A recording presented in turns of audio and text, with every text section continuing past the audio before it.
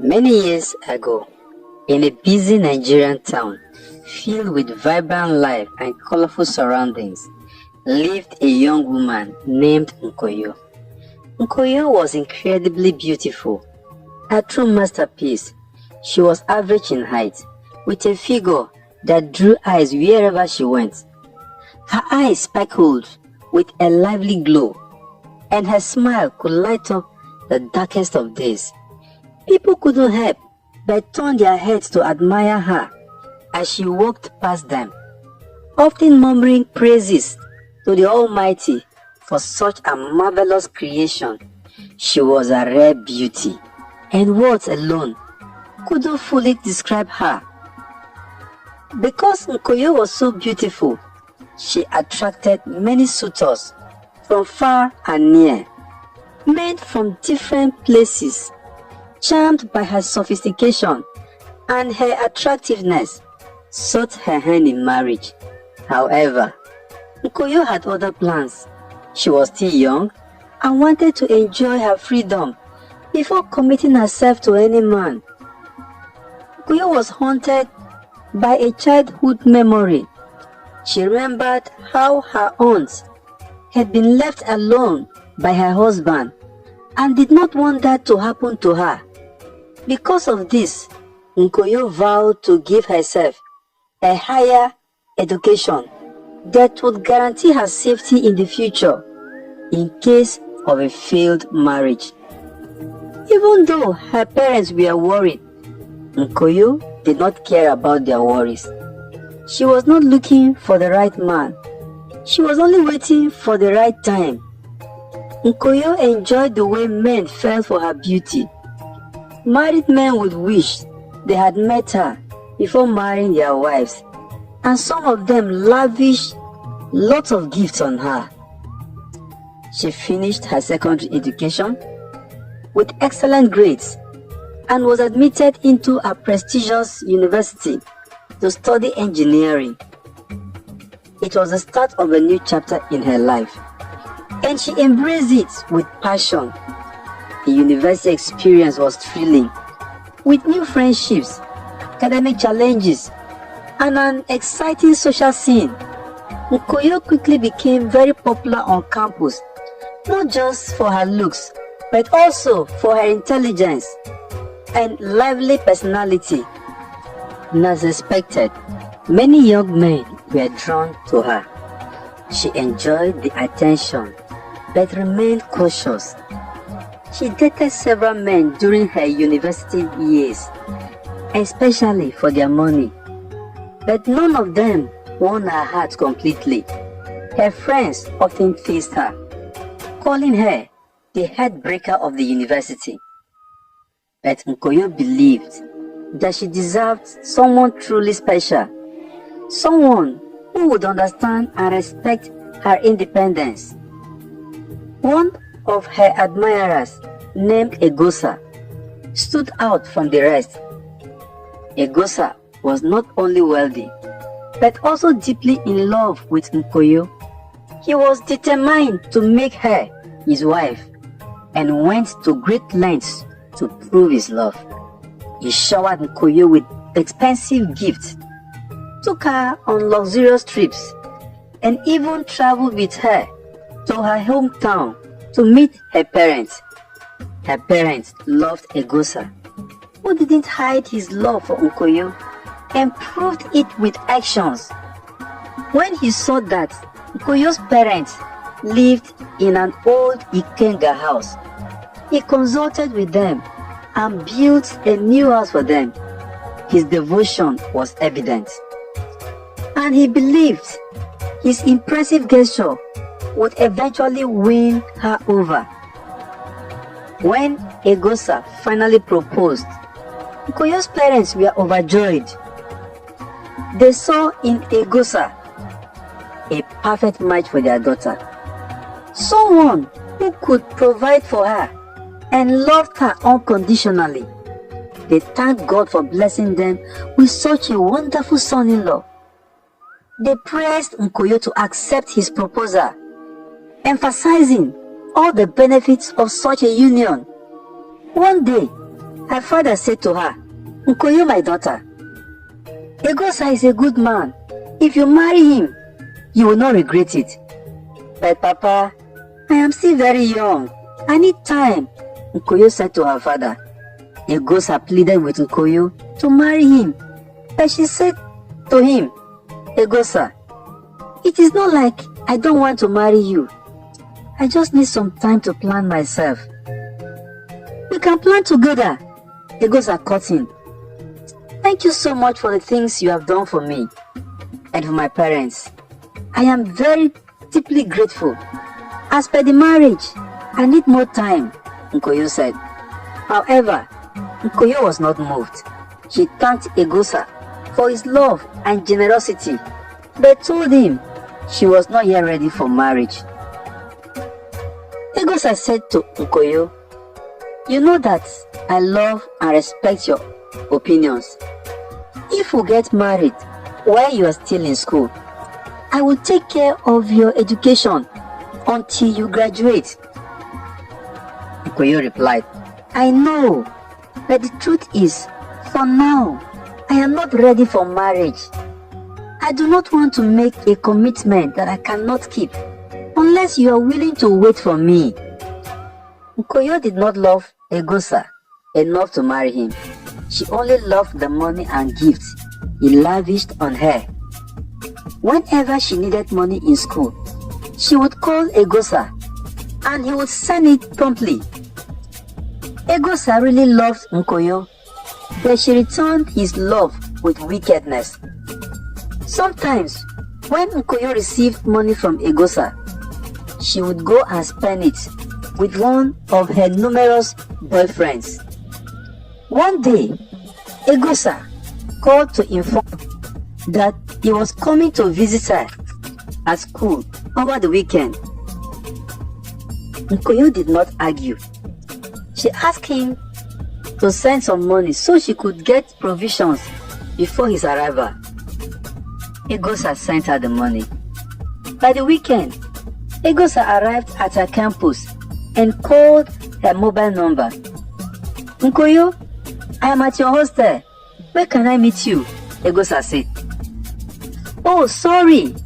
I went to check on my cousin and don't know when I will come back, she replied. What should I do? Egosa asked. If you know where my cousin is staying off campus, come there or find somewhere to relax. I will call you when I return, Nkoyo said rudely as she hung up. Egosa waited for a long time and kept calling Nkoyo, but she kept giving him excuses. Finally, Egosa decided to find a hotel as it was getting darker. Just as he walked towards the Senate building, he met Nkoyo's cousin coming out. They exchanged greetings, and then Egosa asked, Please, where can I find Nkoyo? She said she was with you when she spoke on the phone. With me? I haven't seen Nkoyo for 2 weeks, so Nkoyo's cousin replied. Egosa stood speechless for some time, then said, Please do me a favor. When you see Nkoyo, ask her to call me or wait for me at your place.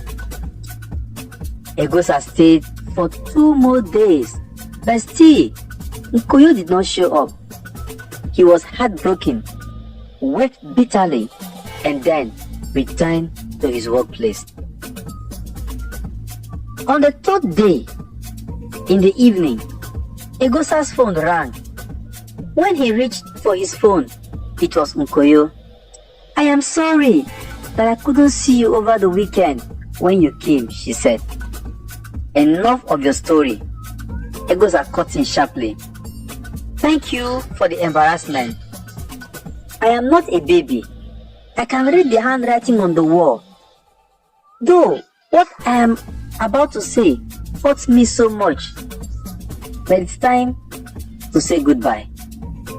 With that, Egosa hung up the phone. That was the last time Egosa and Nkoyo saw each other. Egosa later found someone who truly loved him, and 6 months later, they were married. As time passed, Nkoyo continued her studies. As she approached her final year, she met Itoro. Itoro worked with an oil servicing firm in Port Harcourt. He was different from all the other men she had dated before. Itoro was doing well, but he was not as wealthy or extravagant as Egosa. He had a calm and gentle nature that Nkoyo admired. He was kind, understanding, and treated her with genuine respect. Nkoyo felt she could control the relationship, and for the first time considered the possibility of settling down. After graduating, Nkoyo and Itoro decided to move in together. They found a beautiful apartment in the government reserved area, GRA, an upscale neighborhood that promised a comfortable and peaceful life. For almost 2 years, they lived happily, enjoying each other's company and building a life together. Nkoyo felt secure and content, believing she had finally found her Mr. Right. However, life had a cruel twist in store for her. One afternoon, as Nkoyo was preparing lunch, her phone rang. It was Itoro's younger brother, Ubong. Ubong was calling to congratulate her on their traditional marriage ceremony. Nkoyo was confused and asked Ubong what he was talking about. Ubong, who was still on his way to the marriage venue, was also confused and explained that he had only received the invitation late and was still on his way. Ubong promised to call Nkoyo once he got to the venue, as he was not yet sure of the information. A few minutes later, Ubong arrived at the venue and was shocked to see that his brother was getting married to another woman. As promised, he took pictures and sent them to Nkoyo. Nkoyo almost fainted when she saw the pictures Ubong sent her. She wept. My own Itoro, marrying another woman? Itoro, why? What did I do to you that you have humiliated me this way? Nkoyo cried her heart out. Nkoyo's heart sank. She couldn't believe what she was hearing and seeing. The horrifying truth was staring at her. Itoro had been seeing another woman and had gone ahead to marry her in secret. Devastated, Nkoyo confronted Itoro when he returned home. Itoro could not lie to Nkoyo. He came with a few of his friends to pack some of his personal belongings. Before he left, he apologized to her. Nkoyo, Itoro said, I just discovered I don't love you anymore. I did not have the courage to tell you this. I have paid 3 years' rent for this flat. I hope you can continue from there. God will give you your own husband, a man who will truly love you. Itoro carried some of his belongings and left, bidding Nkoyo farewell. Feeling betrayed and heartbroken, Nkoyo watched as Itoro packed his belongings and moved out to live with his new wife. The apartment that once felt like a safe haven now felt empty and cold. The emotional aftermath of Itoro's betrayal was overwhelming. Nkoyo felt a profound sense of loss, not just of Itoro, but of the future she had envisioned with him. In the days that followed, Nkoyo struggled to come to terms with what had happened. She felt a mix of anger, sadness, and regret. She reflected on her past decisions, wondering if she had made the right choices. She realized that she had often prioritized her desire to remain free over the potential for true happiness and commitment. Nkoyo understood that she had been so focused on maintaining control in her relationships that she had overlooked the importance of trust and mutual respect. As she navigated through the pain, Nkoyo found solace in the support of her family members and friends. They rallied around her, offering comfort and encouragement. Her parents, although initially disappointed, reassured her that she had done nothing wrong. They reminded her of her worth and the importance of not settling for less than she deserved. Nkoyo decided to take some time off for herself. She focused on her career, pouring her energy into her work and personal development. She rediscovered hobbies that she had neglected and even picked up new ones. Nkoyo also sought counseling to help her heal emotionally and gain a deeper understanding of herself and her relationships. Months passed and Nkoyo slowly began to rebuild her life. She started to regain her confidence and sense of purpose. She realized that her experience with Itoro, although painful, had taught her valuable lessons about love and self-worth. Nkoyo understood that while it's essential to enjoy life and maintain independence, it's equally important to choose partners who share your values and vision for the future. One evening, as Nkoyo sat on her balcony, watching the sun see the horizon, she felt a sense of peace that she hadn't experienced in a long time. She knew that she was on a journey of growth and self-discovery, and she was determined to emerge stronger and wiser. Moral lesson: life is about finding a balance between enjoying the present and planning for the future. It is important to value yourself and make decisions that align with your long-term happiness and well-being.